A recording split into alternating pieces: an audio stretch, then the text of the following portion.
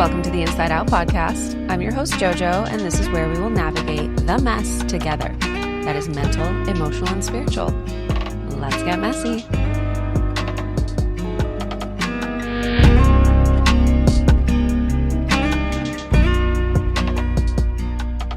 Hey friends, welcome back to Inside Out. Happy Wednesday. How are we doing? Really, how are you doing? I'm asking you this because today we're going to be talking about something that I think a lot of us don't really want to look at, but we desperately need to. And today that topic is relationship ruiners. And I'm not talking about the obvious ones like cheating or lying. I'm talking about the sneaky ones. I'm talking about the ones that slowly poison the connection without us even realizing it. These are the patterns that show up in romantic relationships, friendships, even family dynamics, work relationships, kind of all of it. And I want to talk about 4 specifically. And those 4 are blame, reliance, projection, and expectation. Now, okay, just pause for a second, because before you start thinking, oh, no, I don't do that, seriously pause. Because I do it too. I've done it. And I think if we're all being honest, we all have done it or we all do it still. But these patterns are like so ingrained in how we relate to people that most of us don't even realize that it's happening. But here's the thing. Once you see them, you can't unsee them. And the awareness of them is actually where the real work begins. So let's start with blame. Blame is when we make someone else responsible for our feelings, our reactions, our choices. It's like the you made me feel this way mentality. And it's pointing the finger outward instead of looking inward. Now, inside out, we want to go inside before we go outward. So this is when we do the exact opposite. So, well, let me just give you a personal example. I was in a relationship a few years ago where every time I felt hurt or triggered, my immediate response was to blame him. Like, oh, you didn't text me back, or you were ignoring me, and that made me anxious, or you didn't show up a certain way that I wanted you to, so therefore I'm upset. And instead of looking at myself, it was always his fault that I felt a certain way. And I did that. But here's what I didn't realize, at the time at least. He wasn't responsible for managing my nervous system. He wasn't responsible for my attachment wounds. He wasn't responsible for the fact that I'd been abandoned before and I was projecting that onto him. But blame keeps us in that victimhood cycle, and it keeps us powerless. Because if someone else is always the reason why we feel a certain way, honestly, we can never heal. We're just constantly at the mercy of other people's actions. Raise your hand if you've ever felt that way. I honestly think it wasn't until like the past couple years that I started fully taking responsibility for this aspect of my life, which is kind of embarrassing to admit, but that's the reality. But basically, relationships can't survive blame. They just can't. When you keep blaming someone, you're essentially saying, you're broken and you need to fix yourself so I can feel better. But you guys, that's not love. That's the sneaky form of control. So where in your life are you blaming someone for how you feel? Where are you making them responsible for your healing? So that's blame. Now, there's reliance. And I don't mean the healthy interdependence. I'm talking about the kind of reliance where you need someone else to make you feel whole, to validate you, to complete you. We've all heard that Jerry Maguire line, "You complete me." Like, okay, it sounds romantic, right? But it's actually one of the most toxic ideas we've been sold about love. Look, no one completes you. You are already whole. And when you rely on someone else to fill the gaps in yourself, you put this unbearable weight on that relationship. And again, I've been guilty of this too. I've looked to partners to make me feel worthy, to make me feel loved, to make me feel safe. And gosh, every single time it backfired. Because as I mentioned in previous episode, Roots Before Romance, it was all being grown from lack. Lack and neediness for them to fill a void that I wasn't able to fill in myself. No one can be your everything. Reliance looks like needing constant reassurance. Again, I've been there. Sometimes I'm still there. Sometimes I still need that validation, still that like reassurance of like, I'm not going anywhere, or like, I want you here, whatever it is. But that constant reassurance and relying on that to be okay, that's where the issues start. And that's where it starts to feel like falling apart when someone doesn't respond basically the way that you want them to. And it looks like making someone else responsible for your happiness. But here's the thing. When you rely on someone for your emotional stability, you're already not showing up whole in that relationship. You're showing up as a half, and you're expecting them to be another half. But two halves don't make a healthy relationship. Two whole people make a healthy relationship. So again, ask yourself, where are you relying on someone else to do the inner work that's yours to do? Where are you outsourcing your sense of worth, your sense of peace, your sense of joy, your sense of happiness, your sense of everything, and you're needing it from someone else to be okay? All right. Projection. Oof. This one's a messy one. All right. Projection. Projection's when you take your unhealed wounds, your fears, your insecurities, and you basically put them on someone else. You see them through this filter or this lens of your past instead of seeing them for who they actually are. Anyone guilty? I'm raising my hand. I've talked about this in a previous episode. I was in a relationship where no matter what I did, he was going to see me as his ex.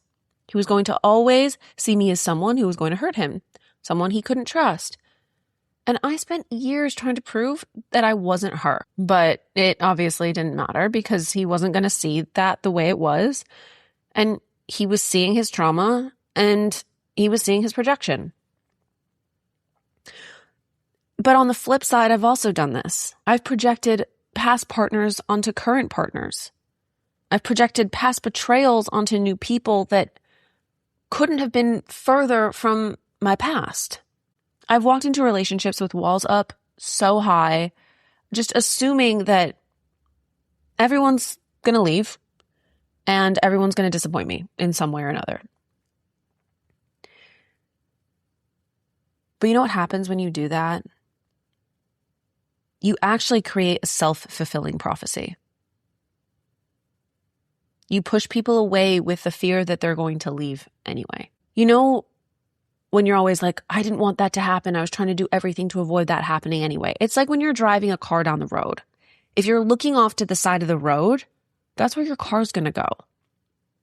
So stop focusing on the thing that you don't want to happen because you are literally projecting that into your current reality. Because that is the filter of, I don't want this to happen, but all the universe hears is the plus, is the positives. You're literally manifesting that to happen. And we've all done it. I was with someone, I've never talked about this. I was with someone about a decade ago, and I was very young at the time. And I had a lot of insecurity around what he did for work, for whatever reason. And I would always be like, I just don't want you to like cheat on me with someone. And of course, that's exactly what happened. He cheated on me with someone from work. because that's all I was looking at it through, the lens of not wanting that, but I ended up manifesting that, projecting that, and therefore it became my reality. However, projection does keep you stuck in the past.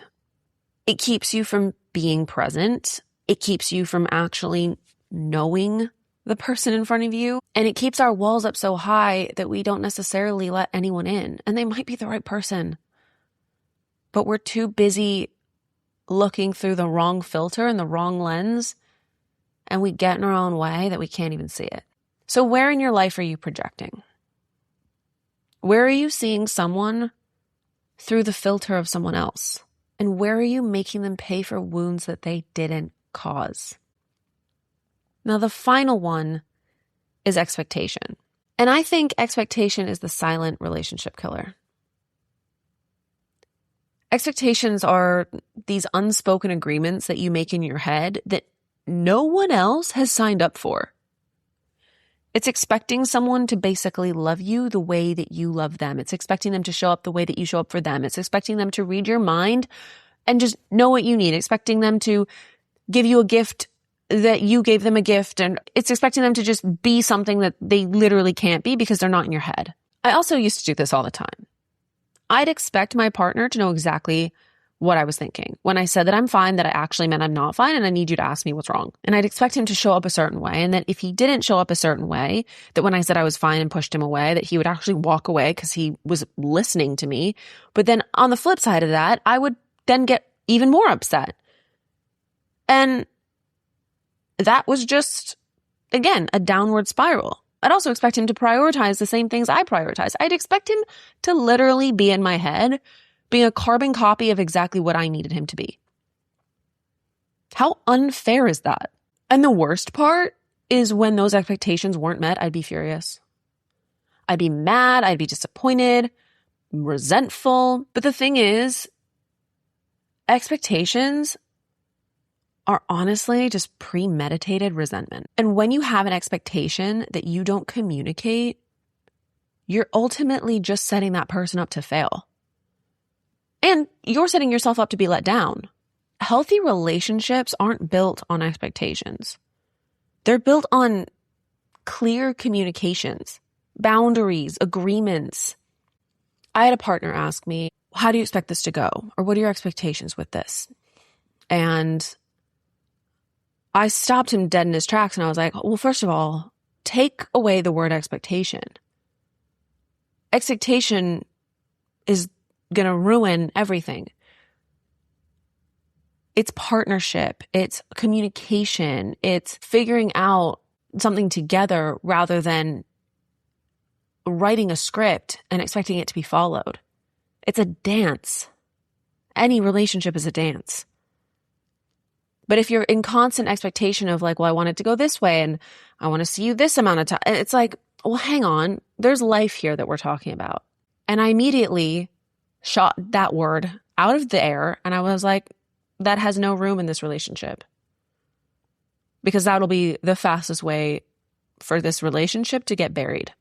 So where are you holding on in your life to unspoken expectations? Where are you expecting someone to just know instead of actually telling them? So here's what I've realized. These 4 patterns, right? They don't just ruin relationships. They ruin your ability to be in relationship with yourself.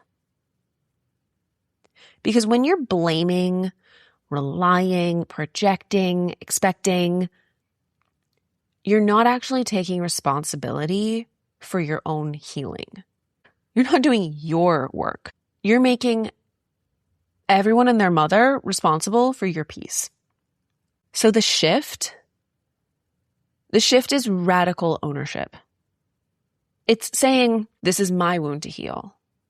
This is saying, this is my pattern to break. It's saying, I'm responsible for how I show up. Now listen, another personal anecdote. Lately, if something triggers me or something comes up, instead of those projection sunglasses that I would put on and see everything through, I've started to say, that's on me. this is coming from my past. And I verbalize that out loud. And it's not fun to admit that, to be like, wow, I'm literally seeing you through my past. And that is wildly unfair to you. But any time that I've done that, yeah, there's a little bit of like a vulnerability. Well, it's a bit of vulnerability and a little bit of an ego hit, because no one wants to be like, oh, I fucked up. But we mess up. We're human. Anytime that I actually do that and take responsibility for that projection, for that expectation, for the reliance, for the blame,